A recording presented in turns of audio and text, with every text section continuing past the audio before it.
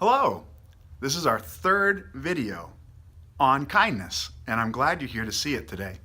I wanted to give a shout out to everybody who's watching, and especially to Daniel, because Daniel, you've been sending comments to us. And so I wanted to say hi to Daniel, and anyone else out there, you send us a comment, we'll give you a shout out. We're continuing to talk about kindness today, and today we're going to talk about a man in local history who was a great man named Paul Cuffee.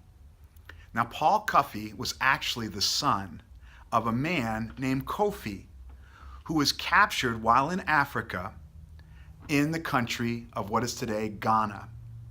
And Kofi was brought to the United States, and when he was brought to the United States, his owner was a Quaker. Now, as his owner started to become closer and closer to Jesus, he realized that he couldn't reconcile being a Christian and owning slaves.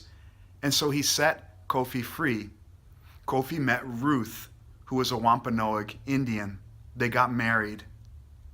Kofi taught himself how to read, how to write. He was a brilliant man, and he had 10 children. One of those children was Paul Cuffee. Now, Paul Cuffee lived in Bristol County, Massachusetts, and he was a very, very intelligent guy, a guy who worked really hard, and he loved the sea. And he became a merchant, and he made a lot of money. In 1780, he went to the Bristol County authorities and he said, "I refuse to pay taxes because you won't let me, a black man, vote. And if you won't let me vote, you have no right to take taxes from me." Well, Bristol County said, "No, you still have to pay your taxes."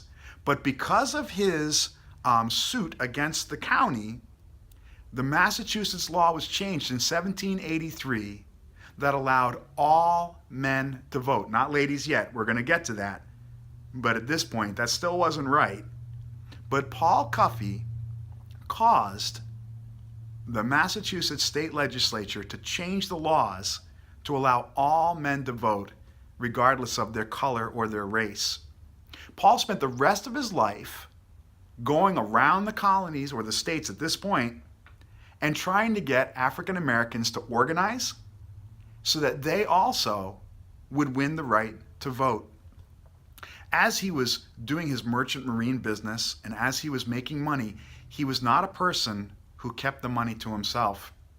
He instead kept giving his money away for other people. He encouraged a lot of African American people with financial help, and also to secure certain dreams that they all had. When he died, he had given away almost all of his wealth, especially to his church, which was in, I believe, Newport. I will make some editing to that if I'm wrong. But he gave his money away to his Quaker church. See, Paul Cuffee was a very kind man. Kindness is when we take what we have and we try to help other people with it, regardless of their class, regardless of their age, regardless of their race. We take what we have been given through God's help and we try to help others with it. And Paul Cuffee, he spent his whole life living that way. He is a beautiful example. And one day you and I are going to get to talk with him. Because when he passed away in 1817, he passed away into Jesus' arms, and he has been more alive since then than ever before. When he died, I know that Jesus put his arm around him, and he said, "Father, this is my friend, Paul Cuffee. I'm not ashamed of him because he was never ashamed of me." And Jesus looked at Paul Cuffee and he says, "Look, you did give me a drink of water. You did come visit me in jail. Because when you do it to the least of these, you've done it to me." That's the legacy Paul Cuffee left for us. So, what we want you to do this week is you have to do something that is kind to every person in your house. Now, it's Valentine's Day, so I would think that's pretty easy, right? You could give a card. You could clean up the living room without your mom asking. You can make breakfast for your family.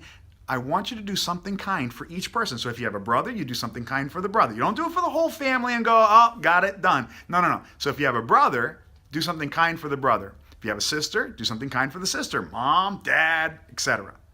And what I want you to do is write one sentence about what you did that was kind for your family members. And then bring that into the home point room on Sunday, and you'll get your second ticket. All right, so you still have your homework from last week. Bring that in, you get a ticket. Bring in these sentences, you get a ticket. You go home on Sunday with 2 tickets.